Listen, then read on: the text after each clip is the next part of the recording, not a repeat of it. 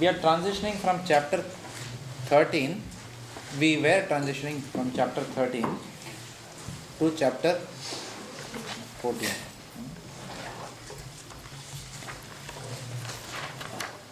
Or rather, no, that we are doing it today.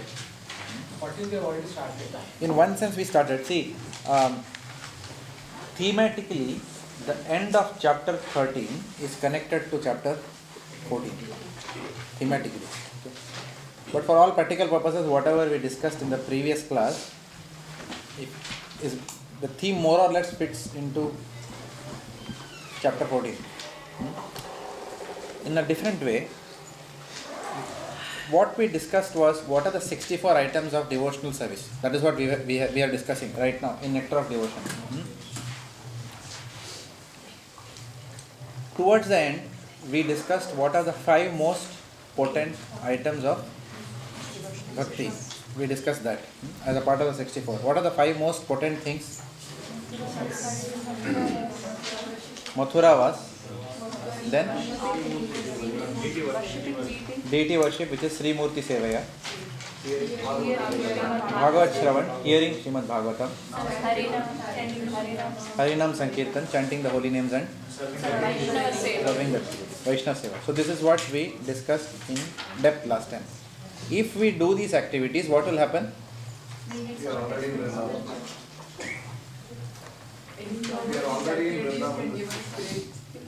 Okay, one at a time. Okay, you first.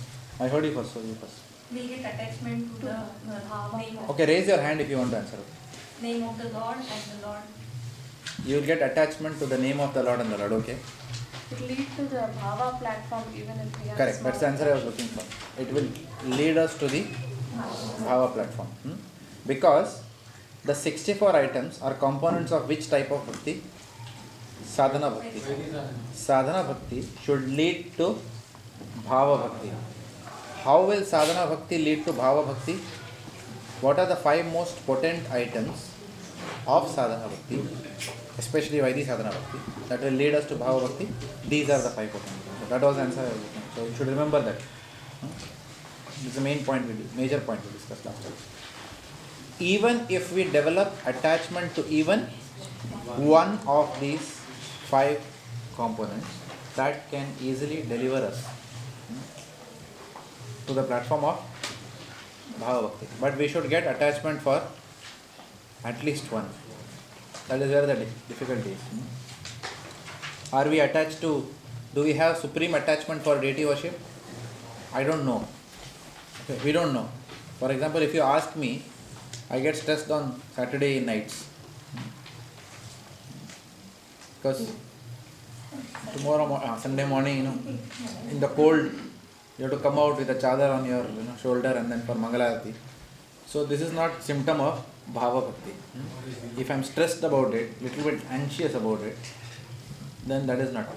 Rather, if my mood would have been, I am waiting for when I will. I can't wait for 3:30 that alarm bell to ring. Why is that alarm bell is not ringing? Something like that. Then yeah, you can say it could be on the platform. So if you take that one attachment, it's not at a very advanced level right now. Attachment to studying Srimad Bhagavatam, is it there? We have to ask, all of us have to ask ourselves. If it would have been there, did we read it on Thursday, for example? Did we read Srimad Bhagavatam on Friday? Did all of us very enthusiastically open our books and study Srimad Bhagavatam yesterday? I know the answer. You will accept Brihadbhanu Prabhu? Then he will read, that confidence I have. 100, I'm sure all of you are also very confident. They are always ready. Yeah. By the way, tomorrow is 0 degree. 0 degree tomorrow. We'll study Bhagavatam in the courtyard. So, obviously that is not there. We have to be pushed to study Srimad Bhagavatam. Natural bhava attachment is not there. We are not eager. Oh, when will I study Srimad Bhagavatam next? There is no eagerness right now. Like that. Chanting. Are we happy when we finish 16 rounds? Or are we sad saying that, oh my God, 16 is over? No. oh my God, I have to stop this tongue from vibrating the holy names. Are we in that state, or are we very happy? 16 rounds over here. If we are very happy, that means we are not ecstatic about that. Because how can we say that we are ecstatic about chanting and be happy when 16 rounds gets over? Correct? What is the fourth item? Vaishnava Seva. Vaishnava Seva, simple, if we are asked, think of one person, close your eyes and think of a person who you can't see eye to eye with in the temple. Somebody, quickly, if you close your eyes, many will come. So, now the goal of your life is to serve that person. Put that test in your own heart and then see whether you pass the test of Vaishnava Seva. Normally we will not. Usually we will not. Bapa, isko serve karna hai.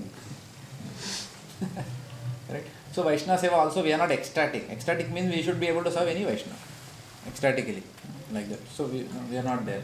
And then what is the last, another item? Mathuravas.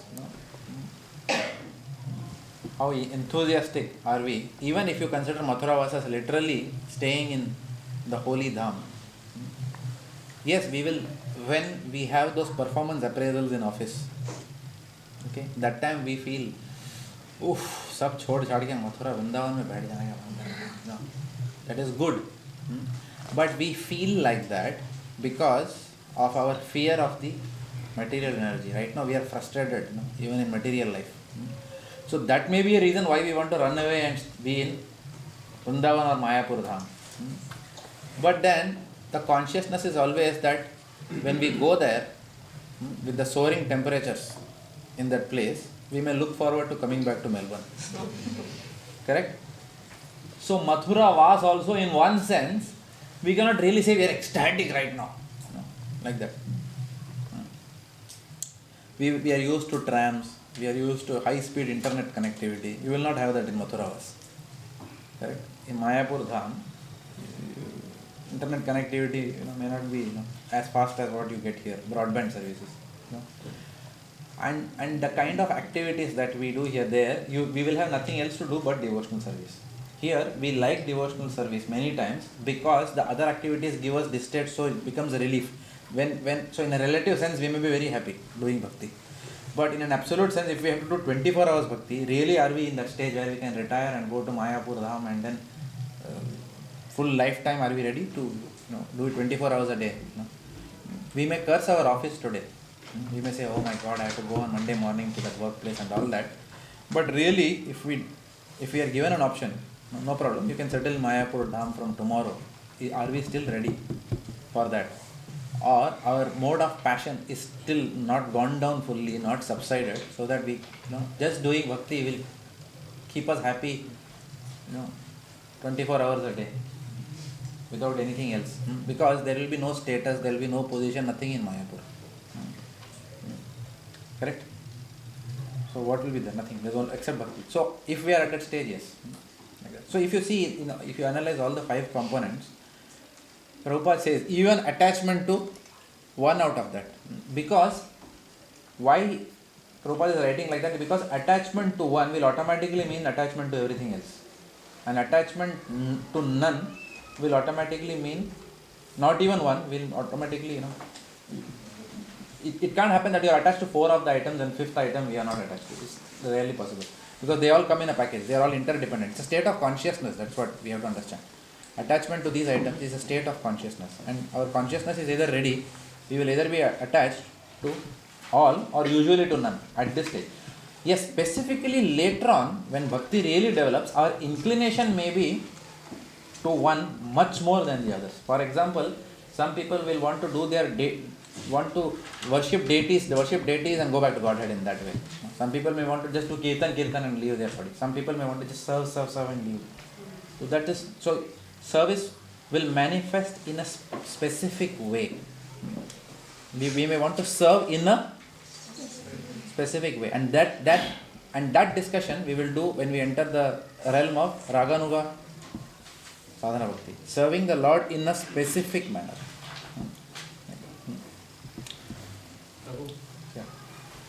So serving a devotee, it that point in Waves of Devotion, Maharaj Damodar says, it says, Sajatiyasya Siddha Shri Bhagavad Bhakti Sangha. So he says Sajatiya, this is a comment and a question both. Is this understanding correct? Sajatiya Bhakti Sangha, does it mean here that we have to serve devotees or associate with devotees with whom our likes match, in the sense, for example, if a devotee is inclined for, say, preaching service, or some devotee is inclined for, say, kirtan service, but if he is all the time associating with devotees who are not really interested in kirtan service, then he will be naturally frustrated because his interest is not getting satisfied. So is it the reason why he is saying Sajatiya Bhakti Sangha? He is saying so because people who are at least interested in Kirtan service, we should associate with such people. That is what he is saying. If somebody, for example, likes to,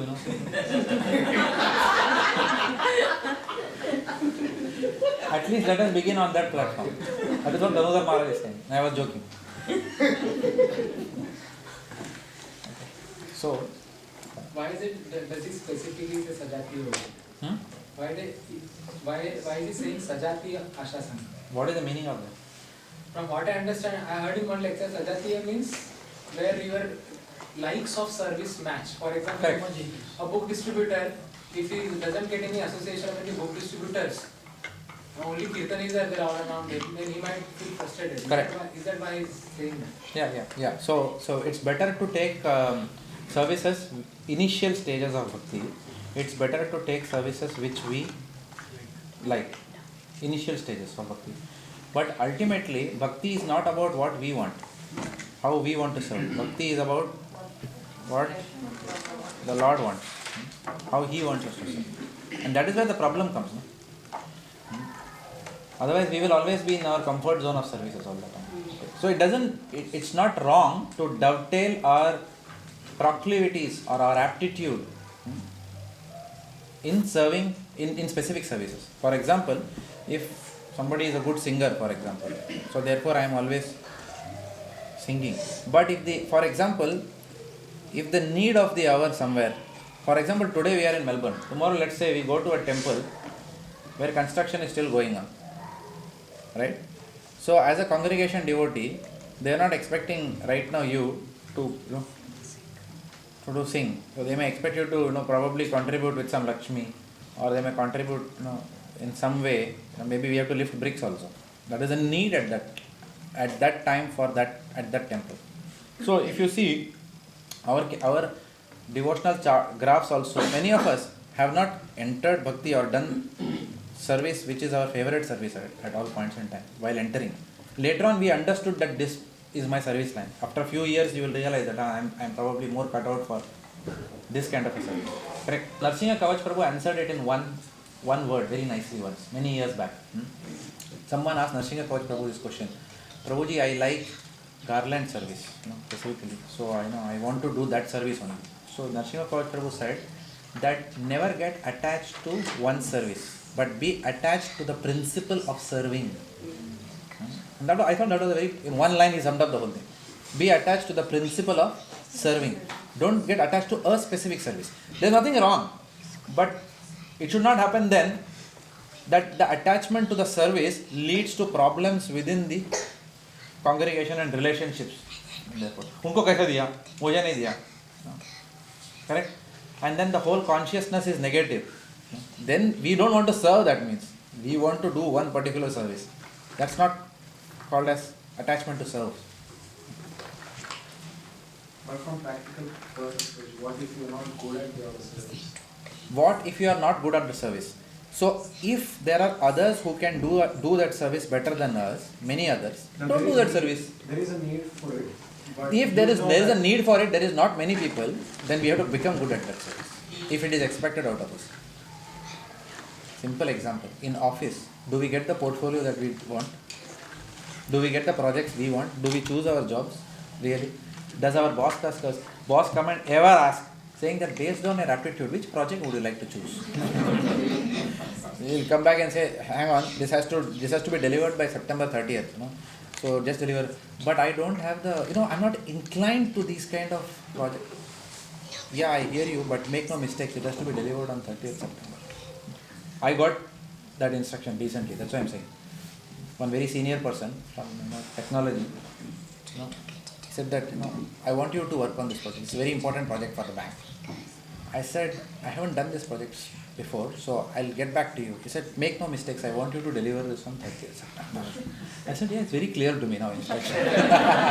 I'll deliver. Very good. Thank you very much. Appreciate that, he said. Now what to do? This is how life is. So, outside, हमको वांदा नहीं है तो मंदिर में क्यों problem है? Correct, no? Same principle is here also. Adjust and do the needful. Always it is, we have to see, do the needful. That is always required. Do the needful. I think Prabhupada also said that. Do the needful. जैसा situation जहाँ है वैसा we have to. Correct? Okay. So in the last class, so we have discussed the 5 items of most potent items of Vaidhi Sadhana Bhakti. After which the Nectar of Devotion transitions to asking a few questions. Out of it, the first question was, is following Varnashrama Dharma a very potent item of devotional service? What is the answer? No. That's what we discussed last time, right? We discussed that Varnashrama Dharma definitely is required to regulate and purify our material desires, but in and of itself, it's not essential, right? To follow Varnashrama Dharma. Okay.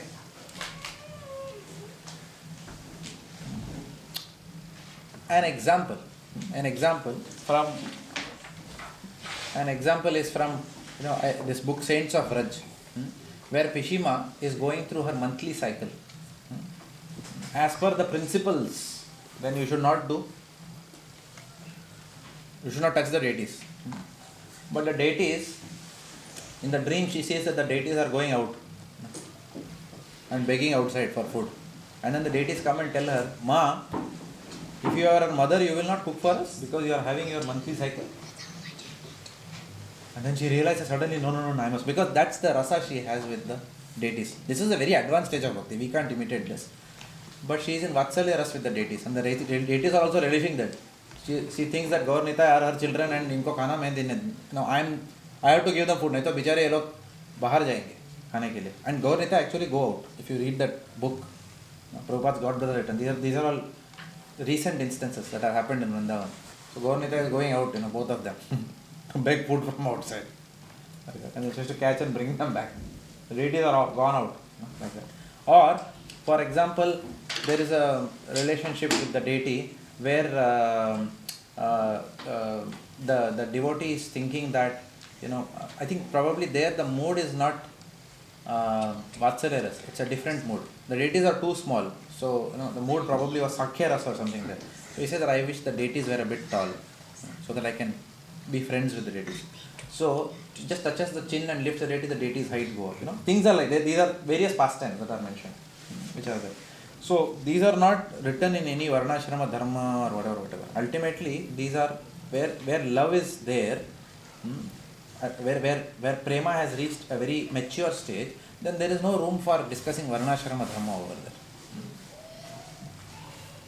It's like when you're already in sitting in NASA, then you don't have to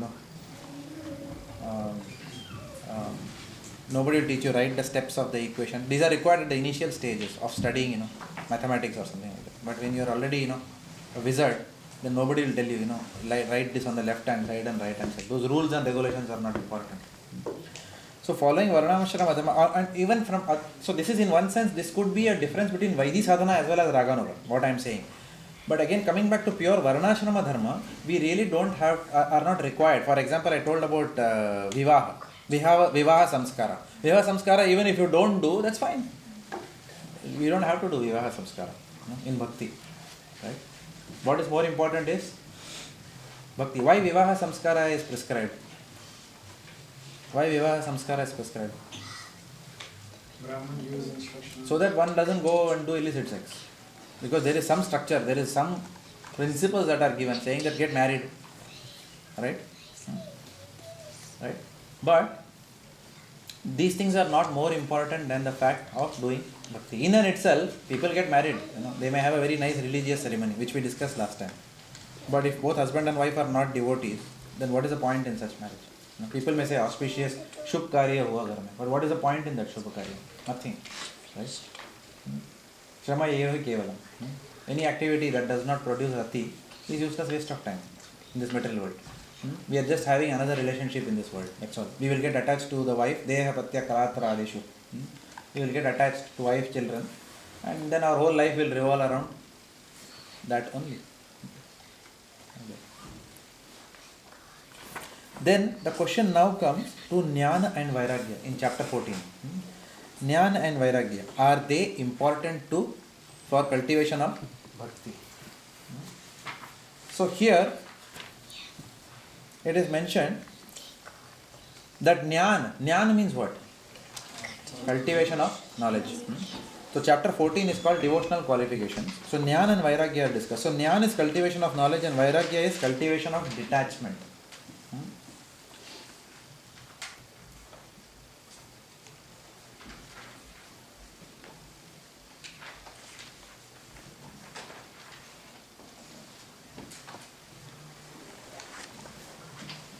So, Jnana means what?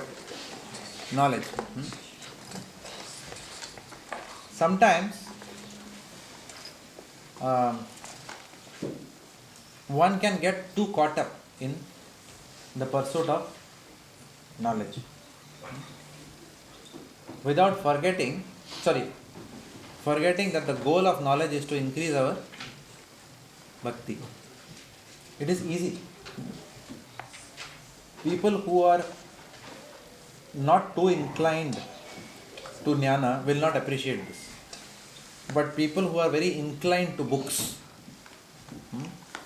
and jnana, by their very natures, they will appreciate this.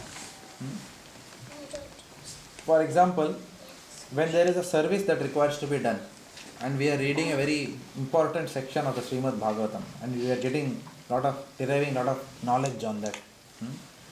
And the service comes, then we don't do the service. We're saying that no, I want to study and complete this section of Srimad Bhagavatam. This is an example of an inclination more towards jnana. Of course, studying Srimad Bhagavatam really cannot be called as jnana. It is jnana yoga and it is bhakti yoga only.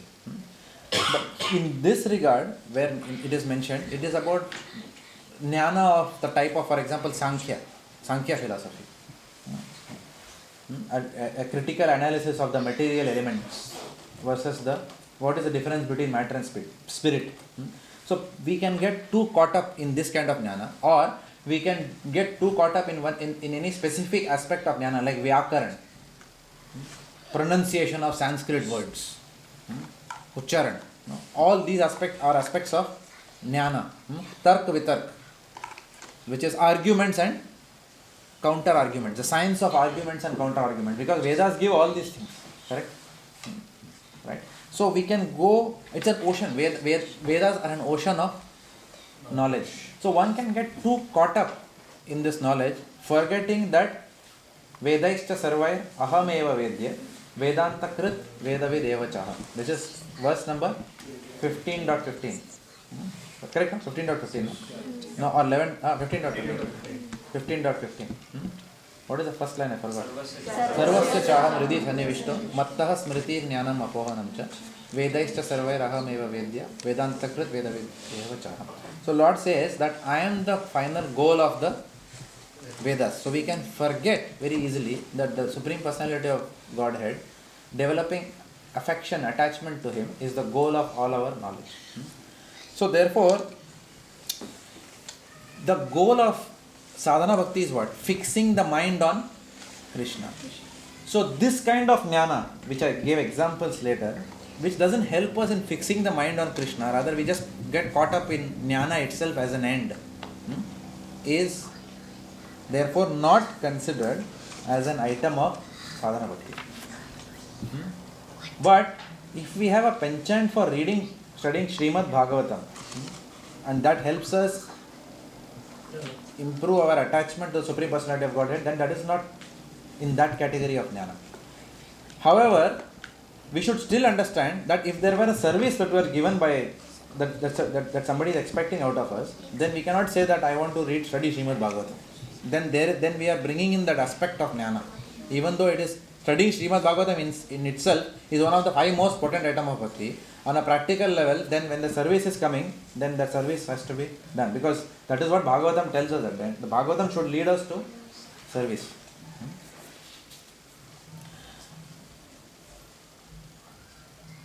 In fact, it is mentioned here that such jnana which does not help us to fix our mind on Krishna can be detrimental to the cultivation of devotion. It can go quite the other way. And Vairagya.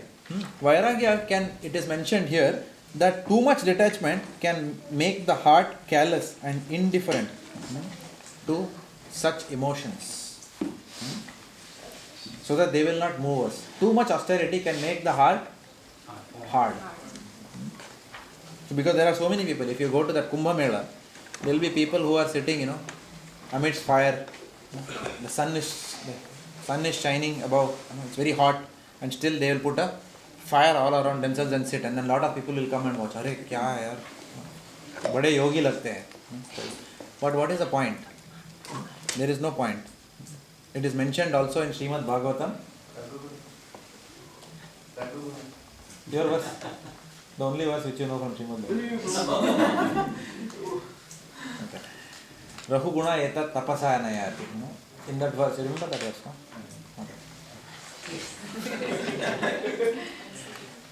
Okay. So, it is mentioned that even if you sit amidst fire under the hot sun, or you immerse your body in freezing waters in winter, one will not get bhakti. Simple renunciation, detachment, austerities in itself will not lead to bhakti. They can in fact make us proud and make our heart also hard. Like that.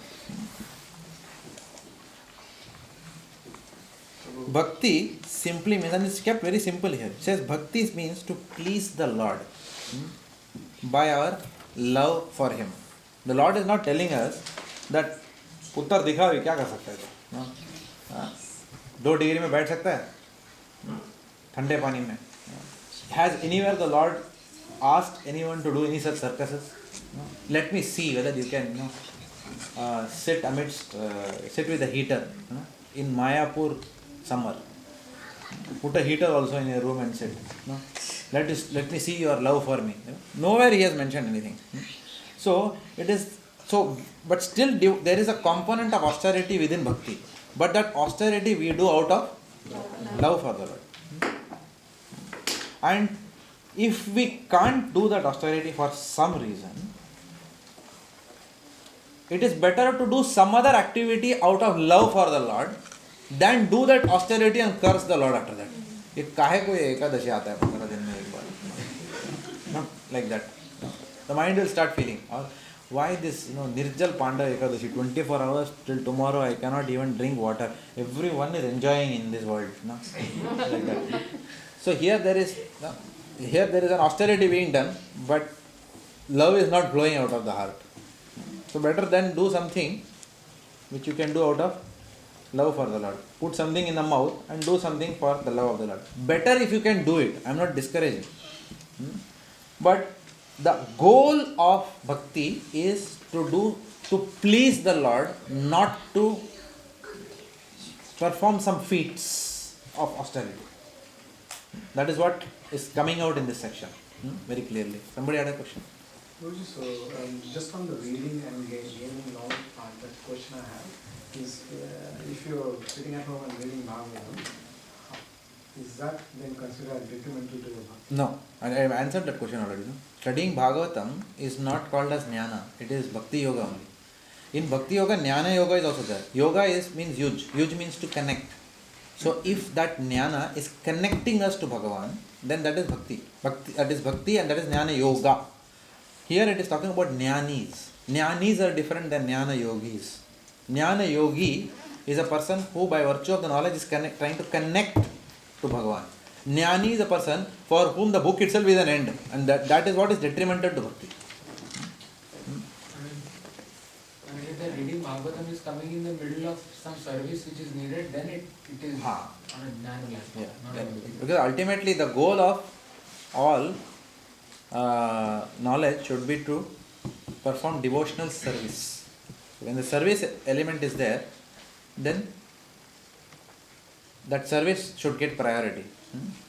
However, if the service itself is reading that Bhagavatam, for example, this morning I had to give Bhagavatam class. Okay. So my service yesterday was what? What was expected out of me? That I will study that section and so that I am able to give class. So then that itself is a service. Then there is no issue. But yesterday if I would have decided, no, I don't want to give class tomorrow, I told Nandamande Prabhu, ये मुझे ये somehow ये third canto का ये verse मुझे पसंद नहीं आ रहा है, तो मेरा आजकल मैं 9th canto में meditate कर रहा हूँ. I like 9th canto more, therefore I will not give Bhagavatam class tomorrow. When 9th canto comes, you call me. Then obviously then such study of Bhagavatam is useless because the principle of service is forgotten there. Like that. Or if I say I am studying, the higher books, I am studying some, Gopal Champu. Therefore, अभी मैं भागवतम पढ़ने का समय नहीं है मेरे पास, so I cannot give class. Let us say, yes, reading Gopal Champu is very good, no doubt about it. It's a higher scripture, or reading Jaiva Dharma or something like that. But then that is not leading to that service. So there is nothing I am gaining from that. Jnana and Vairagya are not favorable to devotional service because they result in a hard, stoic heart. That is what, stoic heart. This is what Dhanudhar Maharaj mentions. Now,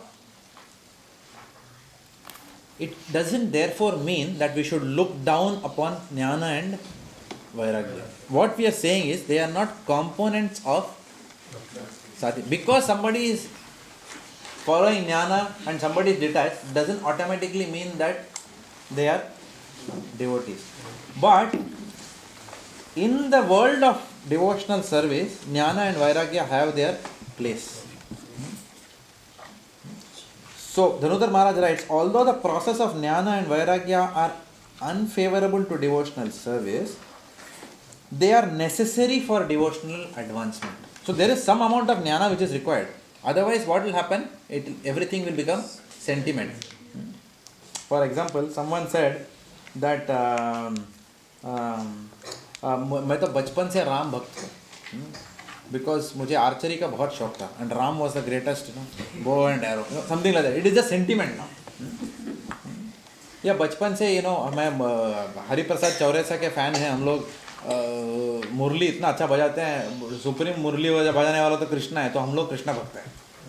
Something like that, because I am attached to flute or something like that. Or since childhood I like peacocks, and Krishna has peacock feathers, so he is my god. Something like that. It will just have no basis. It will have no basis at all. So that is mere sentiment. Therefore, Jnana is required. We should know why we are devotees of Krishna. We should know that He is the Supreme Personality of Godhead and only He can give liberation. Right? So with knowledge then we worship the Supreme. So that Jnana is required. So that we don't do something out of sentiment. Not only that, if we don't have that Jnana, then we cannot preach to the outside world. Unless we know thoroughly the scriptures, how can we go out and then answer people's questions when they ask us questions outside? Especially if our seva is teaching and preaching, then this is where we have to spend most of our time studying. Isn't it? So, Jnana has its place in our devotional life. And also Vairagya. Because at the end of the day, Prabhupada said, live simple living and high thinking. So we have to make our life such that we are living simply. So that aspect is always there. But simple living and not being a devotee is useless. That's what we are saying. And then we will become very proud that we are living very simply. Right? देखो हमारे पास कुछ नहीं है, सिर्फ I'm just very simple man. I have seen that. I have seen, so when I go some of, my, I don't want to mention on camera, but there are some people, many people, I'm a simple man, just having this. In Bangalore, I remember one man was there in my society. So, I am a simple man. And the way he'll say that, so like, I am a simple man. What do you mean by that? If you are a simple man, you be simple. I am a simple man. So you are proud that you are very simple. So what is the point? When you open your mouth itself, you have lost it. When you said that. A simple man never tells that he is a... Think about it actually. Only a simple man will never tell he is a simple man. Somebody who is saying... like that.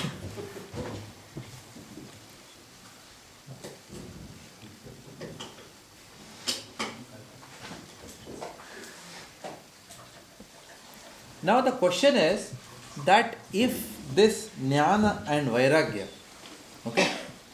if this jnana and vairagya are important in bhakti, but there is a risk that they will make the heart hard, is it possible to acquire this detachment, this vairagya, is it possible to acquire without making the heart hard? If vairagya carries a risk with it, that it will make the heart hard, is it possible that we follow vairagya but still the heart does not become hard? Okay. Now here I invite Brihad Bhanu Prabhu to give class. Guess what is the topic? Exactly.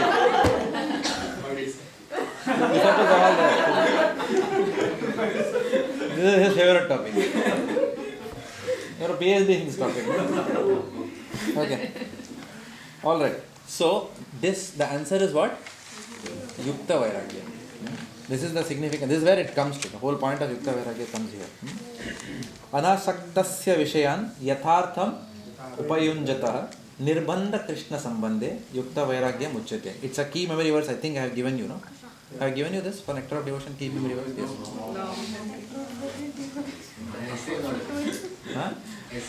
Essays ने key memory verse पहले किया क्या? Yeah, I have given this verse. How many of you say yes? I have given this verse. I remember. I think I have given this verse. No? 6 months back I have given verses. Yes. See, ask him. He's got email. Evidence is there. Huh? Yes. That's for the previous exam. Bhagavad Gita. No.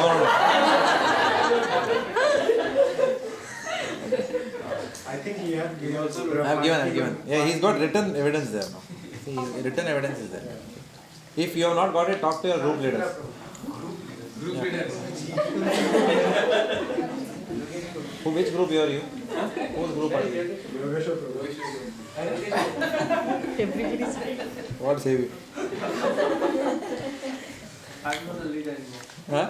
Not a leader anymore. Who is leader nowadays? A leader will. The problem with our group is nobody knows who is there. We'll have to sort it out now. Okay, let's go ahead. Okay, we'll appoint leaders now. Yeah. Every year we appoint these leaders again and again. Okay, so Yukta Vairagya principle. Okay, back to the class. So, it is possible to develop detachment without the heart becoming hard by following the principle of Yukta Vairagya.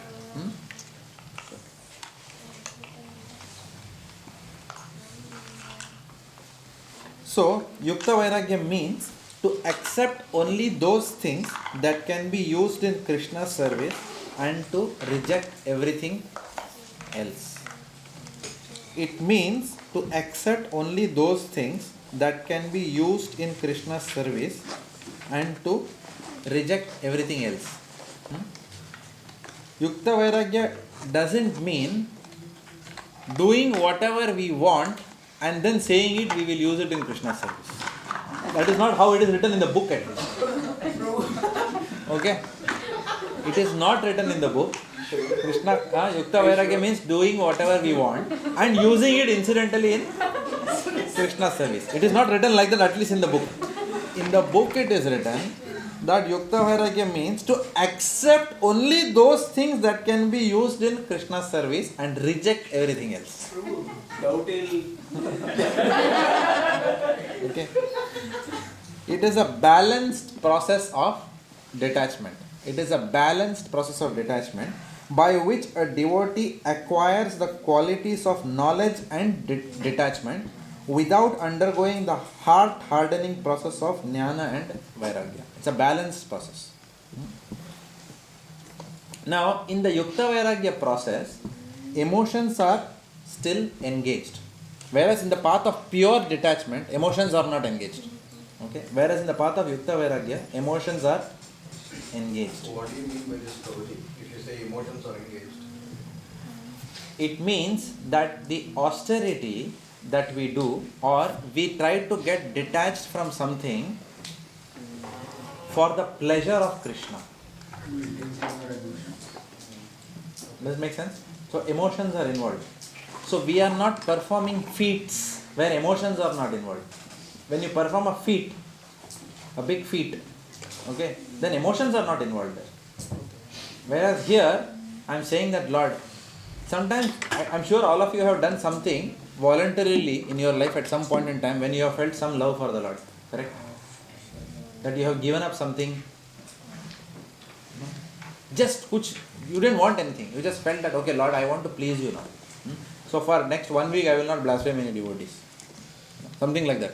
Which we did just to please the Lord. Whoever talks to me about every devotee, I will glorify only this week. Something, it's an austerity for us. Correct? But then to please the Lord we have done. I am just giving an example like this, but I am sure all of us have done something at some point in time just for the pleasure of the Lord. For example, or not only for the Lord, or out of love for our spiritual master, which is nothing but love for Lord. Okay, for example, recently, Jayapataka Swami Maharaj had asked some of his disciples that Purushottam must do so and so things. Now he has given a big list of items.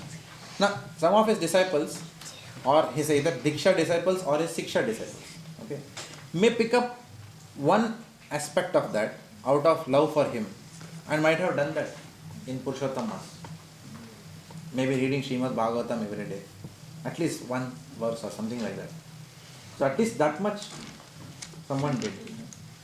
So the intent was to, so there is emotions involved. There is an austerity involved also, please understand. Because right now, can we say we have got unalloyed attraction for study of Srimad Bhagavatam? Sometimes it's an austerity, I can tell you. I remember sometimes when we open in Purushottam Mass, because typically I also used to come sometime late from office and I was tired. Moment I open Bhagavatam, first thing what will happen? It will come, Yukta Vairagya means that. This is what happens. You try it. When you are doing Kirtan, you will not yawn.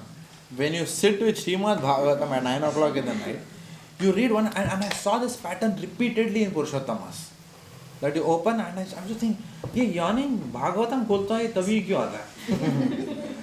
You read 2-3 lines and that big yawn will come after that. Like that. So it is an austerity in one sense. You will not yawn when India and Pakistan are playing, last over is there and that time you will not, never it will happen. Because everyone is anxious. So Virat Kohli 6 marega ya nahi marega. So the adrenaline is pumping. So the last thing we will do is yawn at that time. We will forget everything. We're so engrossed as if we are batting there. Like that. I'm giving an extreme example of absorption in something. Where you forget your sleep, hunger, everything. We don't have that in Srimad Bhagavatam and Krishna Consciousness as on date. That kind of an absorption. Therefore, it is an austerity. But doing so, at least for myself, there are many aspects of bhakti. Even chanting, it's an austerity. Yes, some pleasure is there, but largely it's an austerity, right? Especially getting up in Brahma Muhurta and chanting 16 rounds, it's an austerity.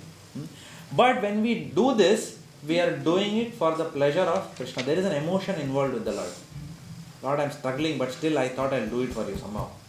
कुछ भी करके कल मंगल आरती जाने का ही है, I will go somehow. Some emotion is involved. Whereas that person in Kumbh Mela who is sitting amidst that fire in the summer heat, he is also, showing that he is detached from his body. But then there is no emotion involved over there. It is simply a feat which is being performed. There is no emotion towards the Lord involved. So bhakti means emotions are involved here. That is the point which is coming up. Okay. So on this path, the emotions are still engaged and they do not atrophy. Atrophy means what? Waste. Atrophy means wastage. They do not fade away or deteriorate. They do not atrophy. But the emotions and activities engaged by Yukta Vairagya center exclusively on Krishna and therefore effectively extricate us from the mundane sphere.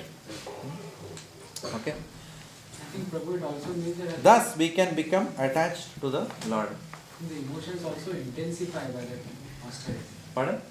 I think the emotions also intensify by doing that austerity. For example, if we do Emotions also intensify by doing the austerity. Yeah. for the Lord. Yes, definitely.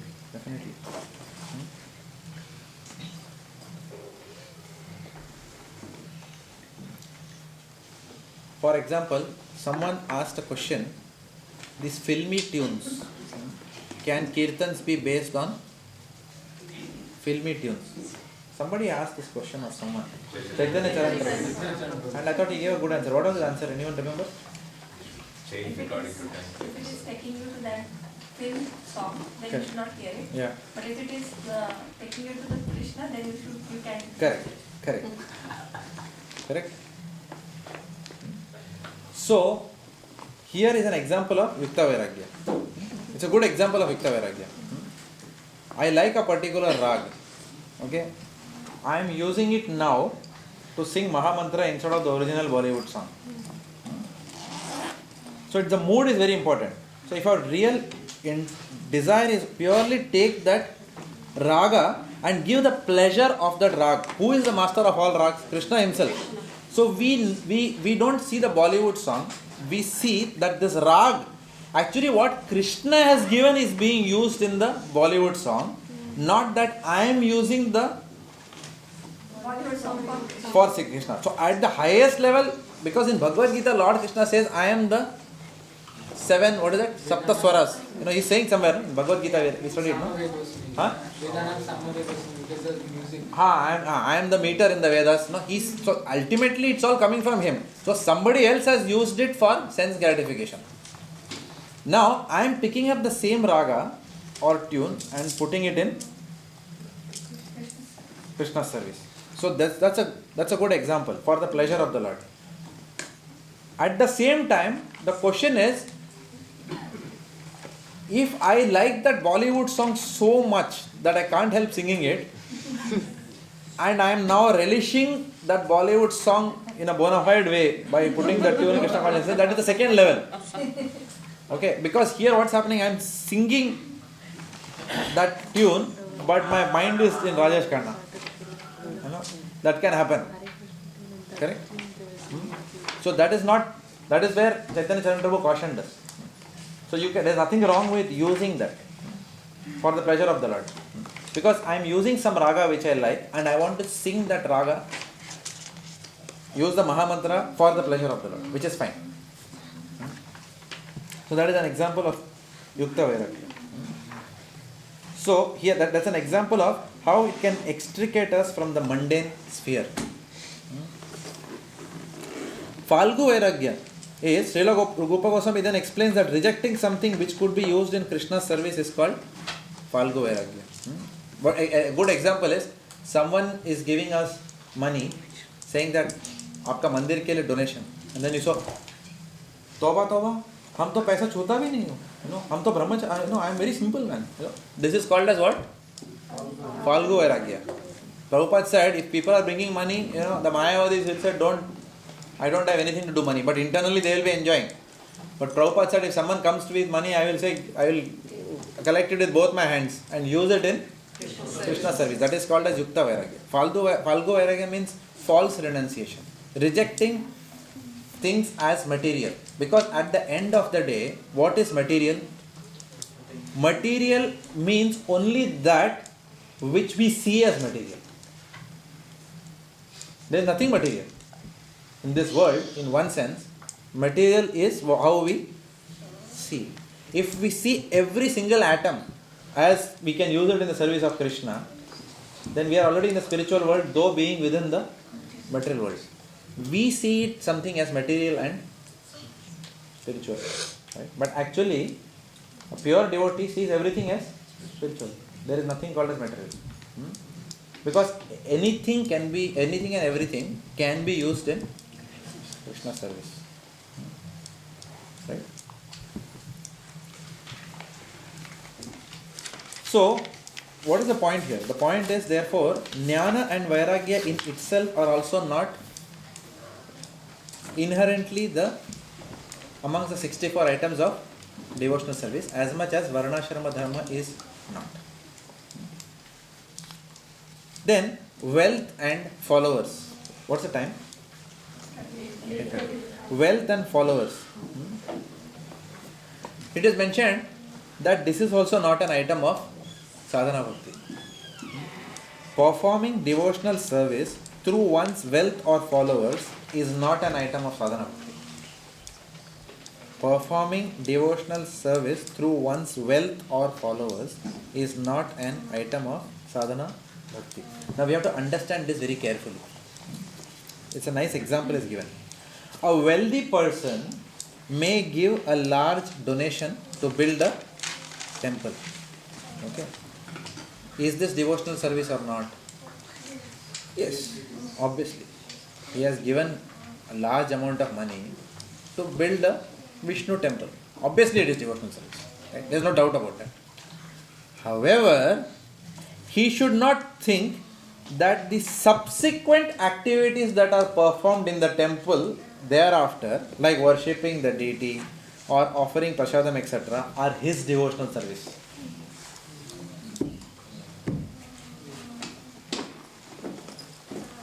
Is it clear? My devotional service has ended when I gave my money to build the temple. It will continue if I am serving in the temple, then it will continue. But if I have given money for the temple and then I say, therefore, for eternally whatever happens in the temple, then it is all to my spiritual credits. No. It is mentioned that is not the mood of devotional service. There may be some Agyata Shukriti that will come out of it. There will be some Bhakti Unmukha Shukriti that may be coming out of it, no doubt about it. But it doesn't directly go into, it doesn't directly qualify as devotional service. We may derive benefits out of that activity because we had given that original money. It's like even Agyata Shukriti, for example, if you build a well without any intention to serve a Vaishnava, but if a Vaishnava incidentally comes and drinks water from the well, then whoever built the well gets credit. We saw that last year. That is called as what? Agyata Shukriti. Unknowingly having served a devotee. Right? So obviously here also, here it is direct Bhakti Unmukha Shukriti. I have built a Vishnu temple and now huge worship is going on. Congregation is expanding. From that temple so many people have become devotees, etc. But can I say that all that is my devotional service? No. I may get some benefits, but that is not qualifying directly as our devotional service. So, performing devotional service through one's wealth is not an item of sadhana bhakti. If he becomes carried away by this misconception, his impetus for devotional service will slacken. Similarly, a spiritual master, this is another interesting example. Similarly, a spiritual master may train disciples to worship the deity. A spiritual master has now trained the disciple to worship the deity. This training is a devotional service or not? Yes. Okay. However, the worship they subsequently perform in their own devotional service is not his. If he does not understand this, his impetus for devotional service may slacken. Similarly, if we start a Bhakti Vriksha program, and because from our program there are so many people who have become devotees, and those devotees are decorating the Jhulan yatra thing, it doesn't mean we can say that I am doing devotional service. Because all these people, in our program, they have become devotees, they are serving the Lord. Does it make sense? That is their devotional service, not our devotional service. Our devotional service was that we brought them to Krishna Consciousness, but that's a good thing, but it ended there. That's all. Full stop. Beyond that, what they do is their credit. If we start taking credit for everything that others devotees are doing, then that will weaken our impetus for devotional service. So it's yeah. But they are continuing to do the service. Jagantu, you know. water.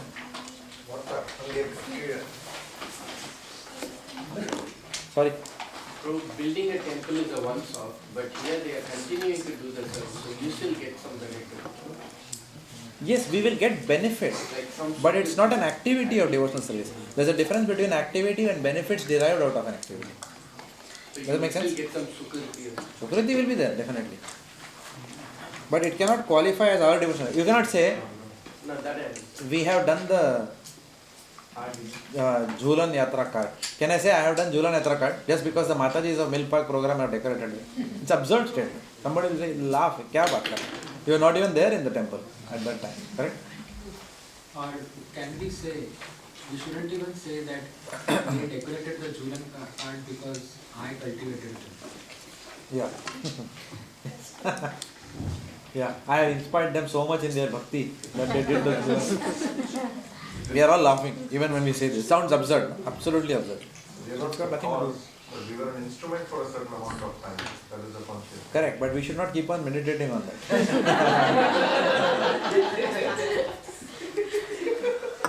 That is exactly the point what he is making. Performing devotional service through one's wealth and followers is not an item of sadhana. Srila Prabhupada writes, if a spiritual master is not properly authorized and only on his own initiative he becomes the spiritual master, he may be carried away by an accumulation of wealth and large number of disciples. He is not in a very high grade of devotional service. If a person is carried away by such achievements, then his devotional service may be slackened. That is why it is said, no? Na dhanam, na janam, na sundari. Kavitam va jagadisha kamaye. Mama janmani janmanishware. Bhavatat bhakti narayaka. Oh my Lord, I neither want wealth nor I want followers. All I want is your causeless devotional service. So wealth and followers are not an item of sadhana bhakti. Then the last, two more items are there. Last item. Yeah. Is yama. Yama is not Yamaraj. Yam and niyam, rules or restraint from passion, to be precise. As Dhanodhar Maharaj writes, yam means what? Restraint from passions, including activities such as ahimsa or non-violence, brahmacharya, which is celibacy, satyam, which is truthfulness, etc. These restraints are also not items of sadhana bhakti. For example, someone we told, we were preaching to someone in office, said that devotional service is the goal of life. I believe in being an honest man. Sometimes these moralists will come and talk to you. I believe in being an honest man. They will never be honest, that's a different thing. बोलने में क्या जाता है? Correct? 4 पैसे भी मुफ्त में बोल सकते हैं. Free of cost. I believe in being an honest man. So, just truthfulness itself is not a virtue. It's not a virtue in the sense, is not enough to qualify as an item of sadhana bhakti. Here. These restraints are not items of sadhana bhakti because they do not in themselves impel devotion to manifest in the heart. They do not in itself impel devotion to manifest in the heart. Okay. On the contrary, practice of devotional service impels these practices to manifest. Does it make sense? Practice of devotional service impels these qualities of truthfulness, celibacy, etc. to manifest. In itself, these practices do not impel bhakti. Simple. Bhakti can lead to truthfulness. Truthfulness need not necessarily, Bhakti will lead to truthfulness. Truthfulness need not lead to Bhakti. That's what we are saying. So you have to draw that Venn diagram. What is that? All truthful people are? All devotees are truthful. Some devotees are truthful. Forget it. Okay, just understand this much, that in itself, Bhakti will give all these good qualities. How do we know that? It's called as which aspect of Bhakti is it? Shubhada. Okay. Forgotten everything, I think. Shubhada means what? All auspicious qualities will dawn upon a devotee. What is that verse? Yasyasti bhaktir Bhagavad akinchana sarvair gunair tatra samasate sura.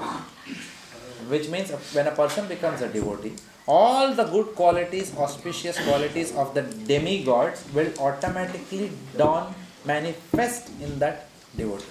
A devotee need not have the struggle of extrinsically cultivating those qualities. Along with bhakti, they will come as a side package. Apne aap aa jayega.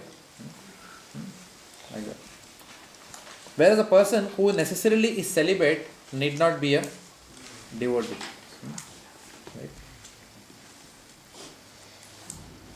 Srila Prabhupada writes, a vegetarian is not necessarily a devotee, nor is a vegetarian a non-violent person.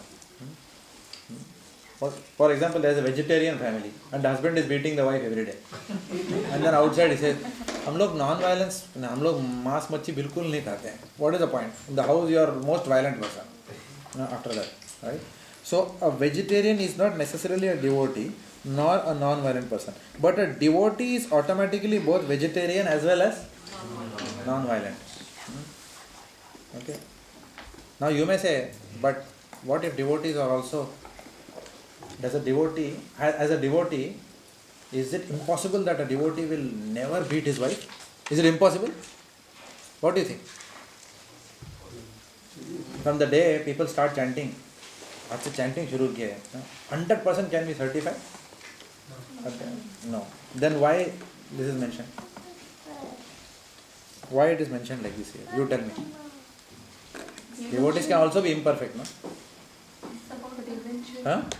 Eventually they will become. Correct? Because the process will make them non-violent. Practicing devotees are there. Correct. Practicing devotees are also there. But gradually, even if some anarthas are there initially, the process will ensure that they will become non-violent. Correct? But a select aspect of non-violence, if we are following of not only eating meat, doesn't make one a non-violent person. But bhakti, if one is following, then he will have a holistic understanding of non-violence. Holistic understanding of non-violence is what? Not only hurting with physically, but also hurting with words. So a devotee, therefore, as we progress more and more, we will keep hearing these messages from Srimad Bhagavatam. For example, Srimad Bhagavatam keeps on hammering the fact that the wife should speak to the husband with sweet words. Srimad Bhagavatam keeps hammering this point again and again and again. अबे एक बार सुना ठीक है exam लिख के छोड़ दिया दूसरा बार सुना तीसरा बार when that same section comes little bit there will be some improvement. We will see that definitely. Everybody, it happens. It checks. There's a check that is there. And on top of that, when in the movement, when spiritual master also tells, not only for the wife, the husband also, spiritual master clearly gives an instruction. If she is not happy with you, understand I am not happy with you. If your spiritual master has told you that, then what more instruction you want? Then that itself will keep our behavior with our wives in check, because we know it's an expectation of my spiritual master that I take good care of my wife. And if she is hurt, understand you are hurting me. Like that, if the spiritual master is telling, then by every time we do that, we are actually disobeying the instruction of spiritual master. So in one sense, through that instruction, that's an instruction coming from the bhakti of the spiritual master. That itself will gradually, of course, for us, one time it may not pierce, second time it may not pierce. But over a period of time, thoda, you will find that it is coming down. It is getting better and better only. Right? If we are truly following the process of bhakti. Like that. Whereas a person who is not doing any bhakti, such a person is called as what? Mano rathena sati dhavato bhaji. Which means such a person is only driven by the chariot of his mind. It's only a circumstance which has to come in the life of such a person when the animalistic propensities will come to the forefront. That's all. Because there is no practice of developing mode of goodness. Incidentally, that person may vacillate between mode of goodness and mode of ignorance. When the person is in mode of goodness, everything will be good. When the person is mode of ignorance, then he will come down to that platform. So there is no purification that is happening. Whereas here there is a gradual purification at least which is happening. So in the initial stage, it's quite possible a devotee is low on the graph of non-violence, whereas a non-devotee is high on the graph of non-violence. Very good. But a devotee's graph will be like this. And a non-devotee's graph is always down. Right? Because if you are not surrendered to Krishna, it's only what will going to happen is that eventually the three modes of material nature will drag you down, because it's the nature of the three modes of material nature to drag you down. It's the nature of Maya to keep you away from good qualities. Right? Whereas a devotee may be here, non-devotee may be here, but still this is a safer way. At least you are going up. Here the curve is coming down. To affirm this point, Srila Rupa Goswami cites the story of the hunter who became a great devotee, which you can read offline. You have read and come? Just telling out of memory. Truthfulness. Have you read and I'm sure you have not read and come. You read and come. Giving opportunity to others to read. Prabhu, Yes. just to ask a question on that pastime, what does Narada Muni, what instruction does he give that hunter? Because I get confused with that and Ratnakar example. So is it there in this book? No, it's not there. I tried That's it. the Brigade I thought, It's a Brigari pastime. yeah, I know. Which canto is it? I forgot. It's in Chaitanya Charitamrita. Which which section is it? That's what I read. It's not, I asked Keshav Prabhu, he said it's not in Bhagavatam. It must be in some Purana. Is it that where Who gave? Yamunalila gave a class on Monday, is it? And she told about this Brigari hunter. Okay, I was not there for that class. But anyway, what instruction does Narada Muni give? Ask Yamunalila. I think I don't know. does he show that under all the animals that he has half killed? No, he tells them to kill them fully. But he shows them how the animals are waiting. So To devour him. Correct. that's what he shows in his next Correct. slide. How the animals, Correct. half-killed animals are waiting with Correct. spears and taunts to kill him. Correct. And then he comes back to his senses. Yes. This is the Brigadi, right? Yes. Brigadi. Yes. That's what. I remember that. As you said, I remember. Yeah. That is the first time. Okay. So that is the chapter 14. What's the time now? 8:51. 8:51. So we have still time. So what we will do is, that marks the end of chapter 14. So what is the gist of chapter 14? What are the items which are not part of sadhana bhakti? Varnashrama dharma is not part of sadhana bhakti. You need to remember this from an exam point of view also. Varnashrama dharma is not part of sadhana bhakti. Jnana and Vairagya are not examples of sadhana bhakti. Wealth and followers are not examples of sadhana bhakti. And Yam is not inherently part of sadhana bhakti. But these items can be very useful in devotional service. So utilizing some of these items in devotional service is called as Yukta Vairagya. Okay? Yeah. When we say yam, and yama is the way we follow whatever the yam is, right? So that is also to be included, or why that's not specifically not called out here? What is that? Why is yam not called out? Why yama is What is the not- difference between Yam and Niyam? So yam is the rules and regulations, and yama is the way or approach that particular rule has to be executed. So So I was just wondering why this is not being called out here. because the Niyam is given. The Niyam is Yukta Vairagya. That's what I'm saying. Okay. Does it make sense? No?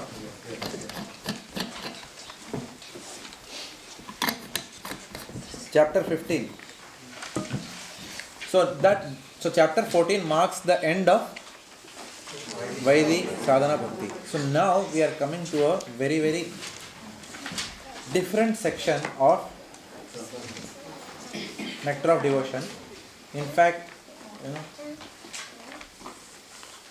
the whole idea of Nectar of Devotion from this point in time, it gets into the whole Nectar of Devotion now discusses more and more aspects of spontaneous devotional service, which is called as Raganuga Sadhana Bhakti.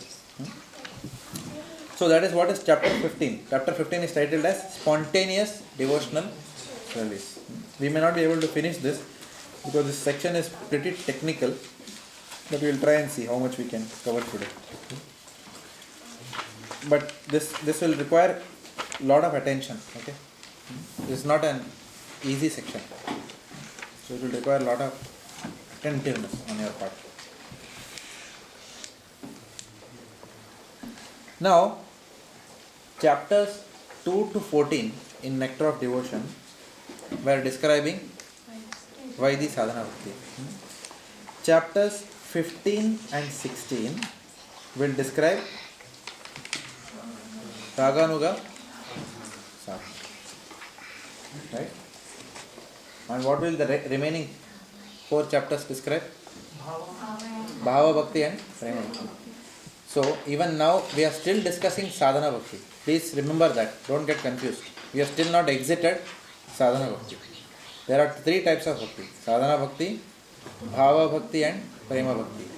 So till the end of chapter 16 is Sadhana Bhakti. But 14 out of 16 chapters of Sadhana Bhakti to focus on Vaidhi Sadhana Bhakti. Chapters 15 and 16 talk about Raganuga Sadhana. But we are still within the Sadhana Bhakti domain, if you like. Now, before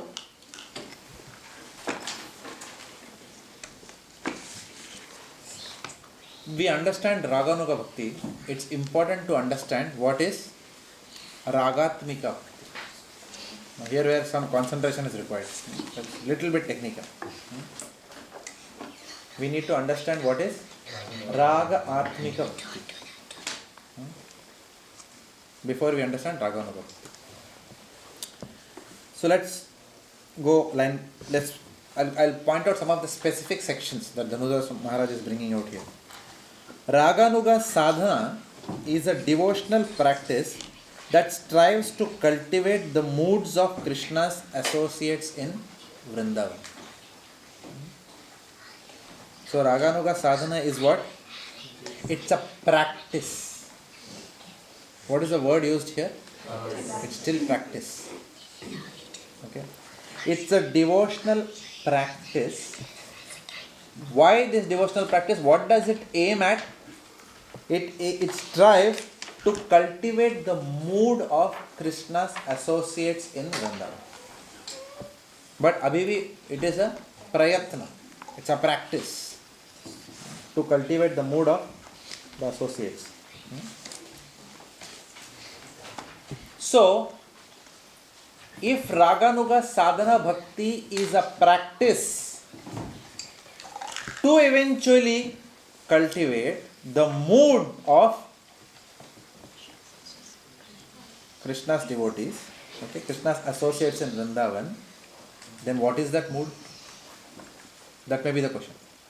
If this practice leads to that mood, or if this process, let me put it differently, if this process leads to that outcome or that goal, what is that goal?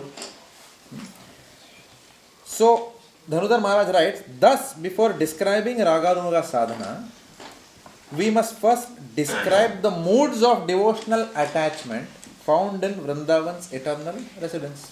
So we have to first understand those moods of attachment. And then we will know that Raganuga Sadhana is nothing but a process to attain that mood of attachment. First we have to understand that, otherwise we will not understand why we are doing what we are doing here. Does it make sense?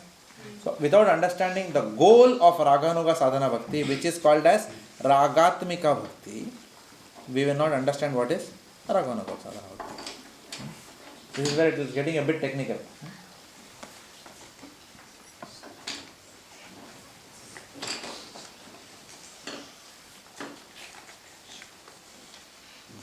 Okay, now Confidential hearing is previously what you said. Pick one person whose mood you like and then try to absorb yourself in their following them. Related to that? yes and no.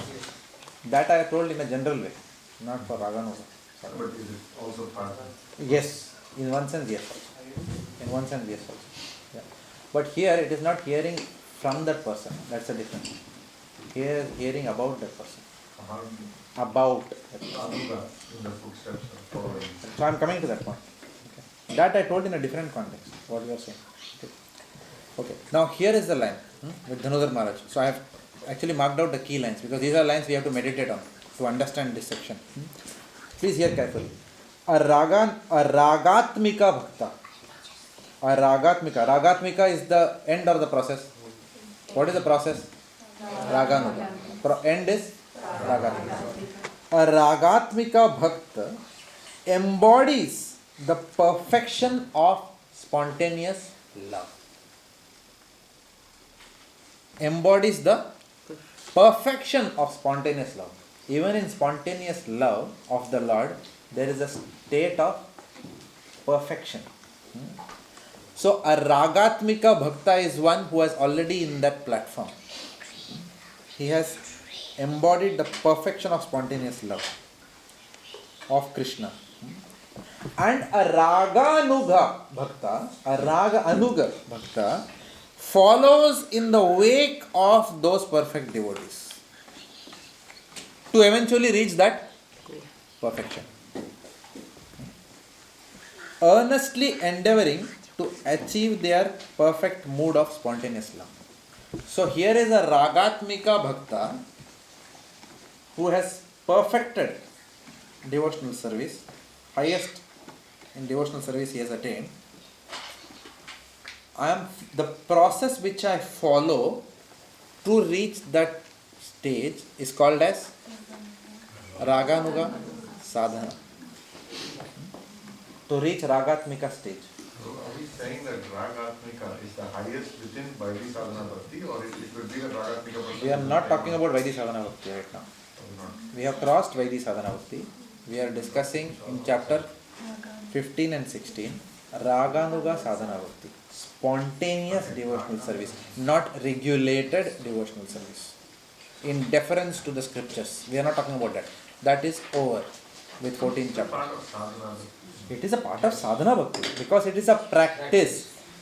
But this practice is to specifically attain that ragatmika mood now. So Ragatmika is still within the boundaries of sadhana. It is not the highest. Ragatmika is the goal. It is not a practice. You know, that person, the ragatmika devotee is a person who has perfected that mood, the practice of spontaneous love. Who has perfected the practice of spontaneous love, that person is a ragatmika bhakta. When I look at that person and say, I want to become like him, what should I do? And follow the process to become like him, then I become a Raganuga Sadhana Bhakta. Does it make sense? Can we discuss an example for this so that it becomes easier? Example will come in future. It will come. Is he in line with Bhava Prema? That's what I Who? want to find out. This Ragatmika Bhakta is 110% it's a Prema Bhakti. It is. 110%. How will we differentiate between if they are doing something or the same thing? Okay. Means what? No. What is the question? Like one is a need. We'll let you continue. What is the question? You understand he's on the same page. So what is his question then? You tell me. We got confusion. That is also. We got confused. On what? Okay, I have a confusion here. How spontaneous?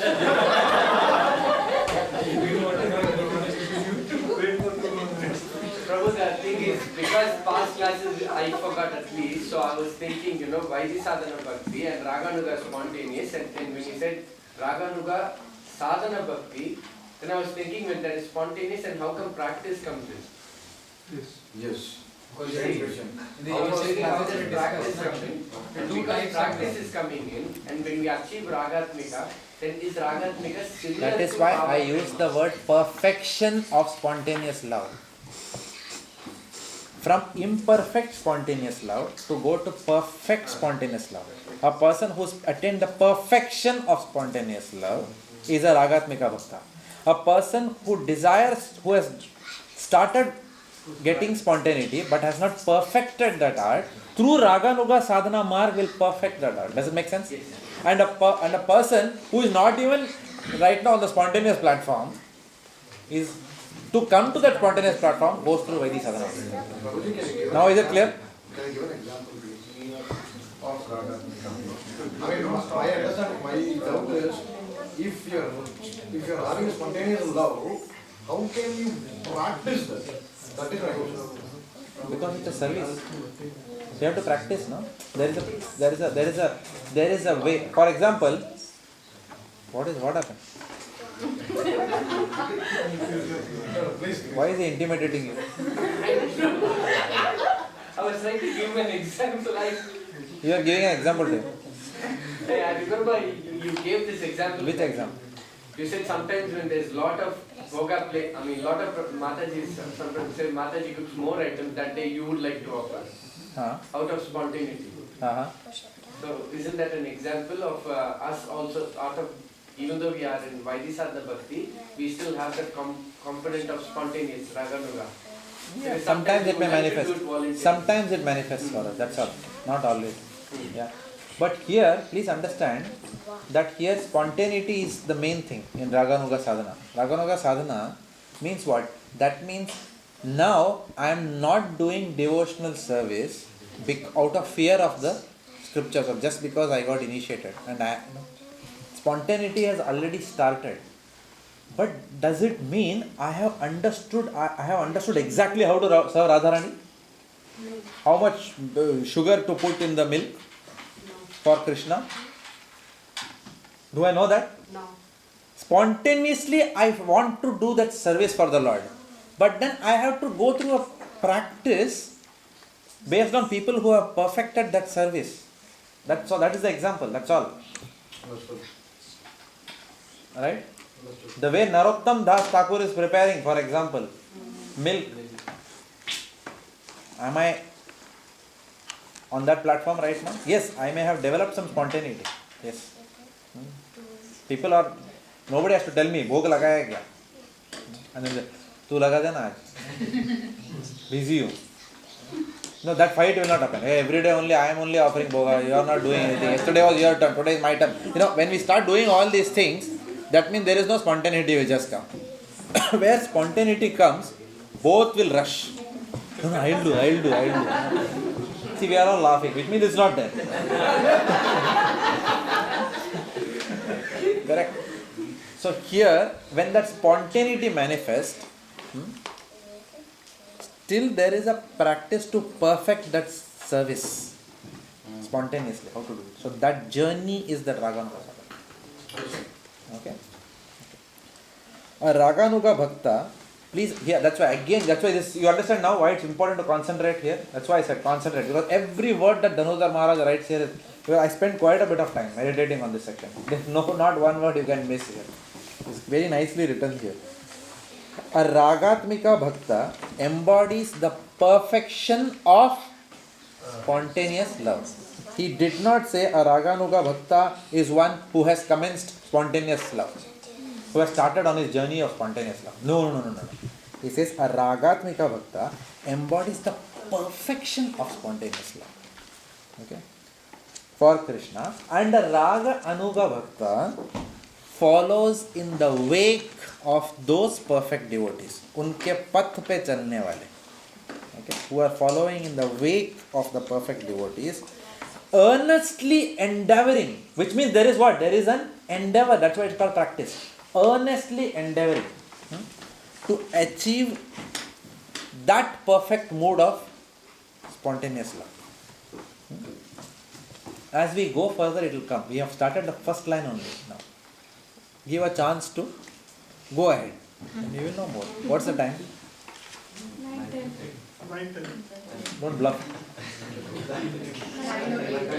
908. Okay. I'll go away, Mataji. I'll never trust the Bhagavad. This section.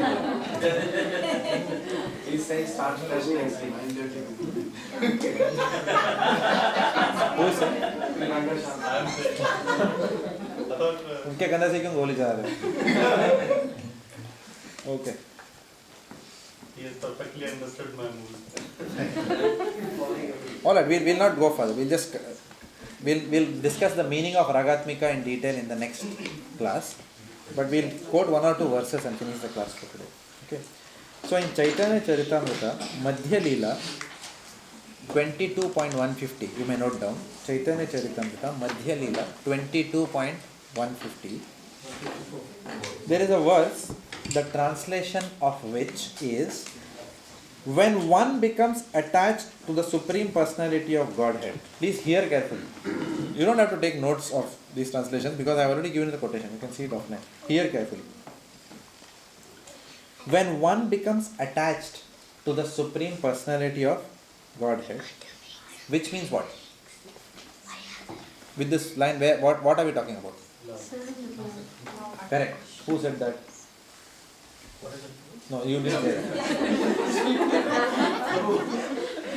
I'll jump out of this interview. I will not be able to believe it. Okay. So that means the devotee has reached the platform of asakti, which means attachment. So hear carefully.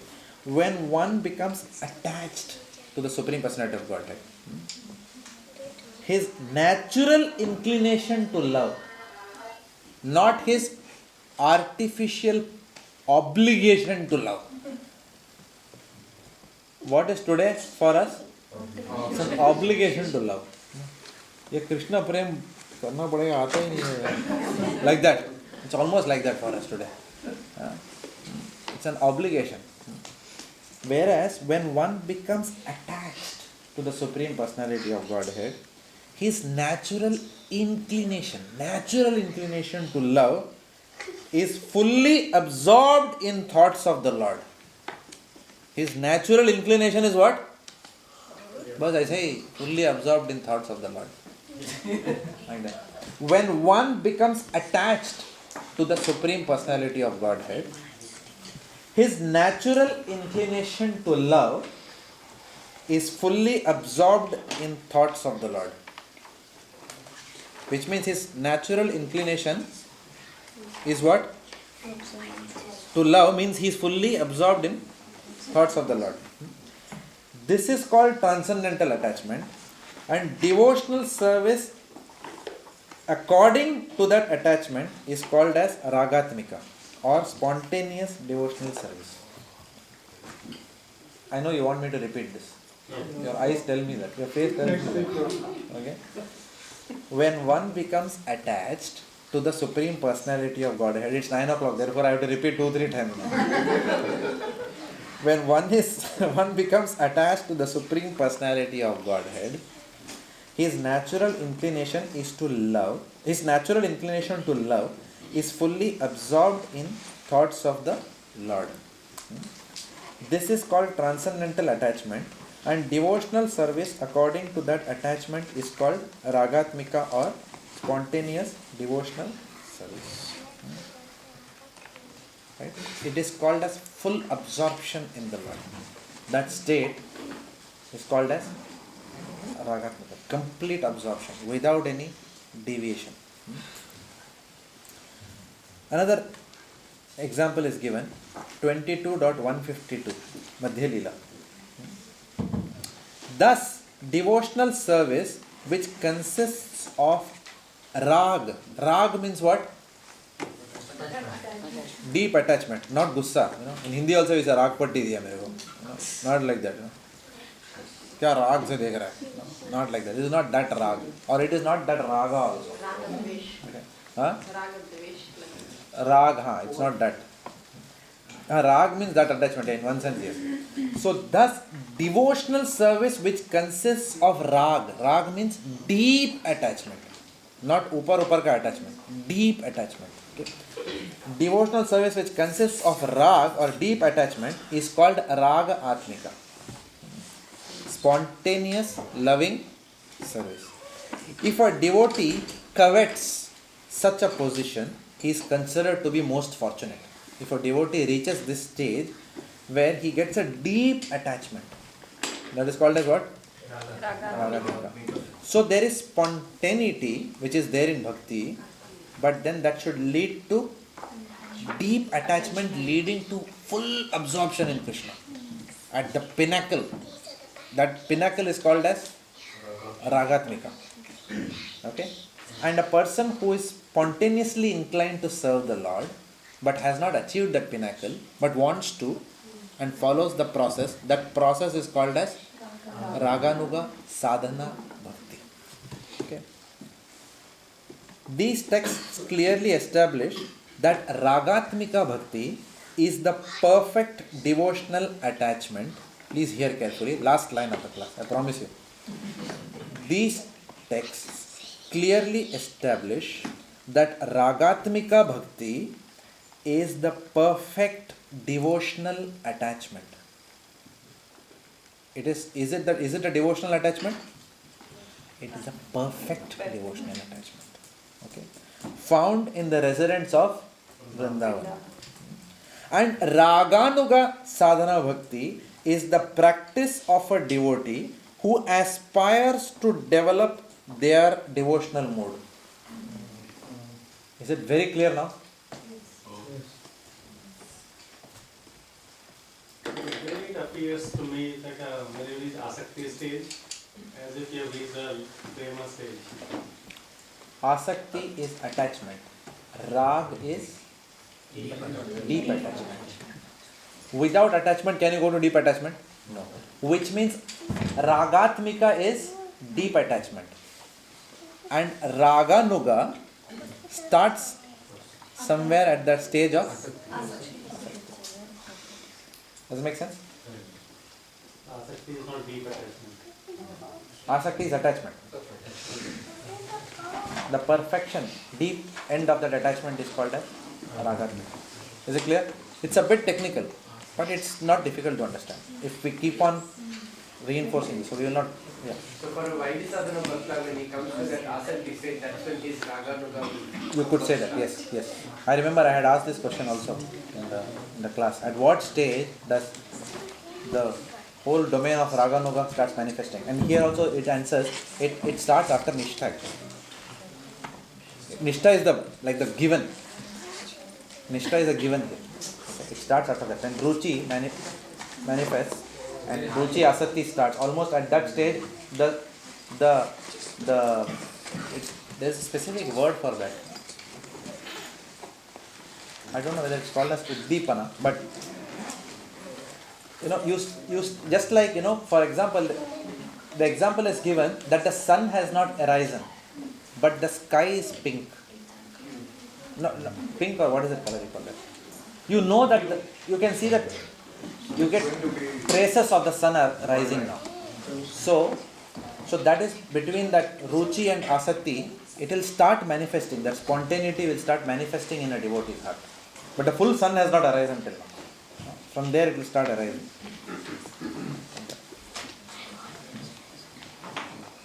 Yeah? But we will discuss this. What I am going to do is, I am not going to do this in isolation. We will do this along with Madhurya Kadami for a complete comprehensive understanding of this section. But it will be a little bit technical. Okay? So everyone is game for it? Yes. You want to take leave for a few weeks? Srila Prabhupada ki